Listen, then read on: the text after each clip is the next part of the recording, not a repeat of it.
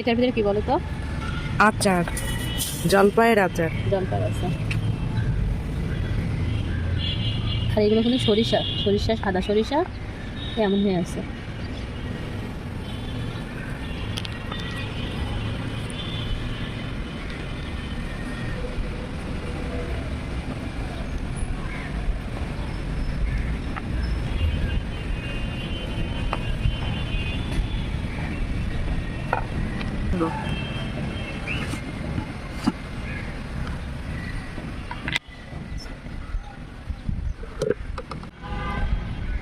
এটা কিন্তু তোমার ছোট মামার জন্য।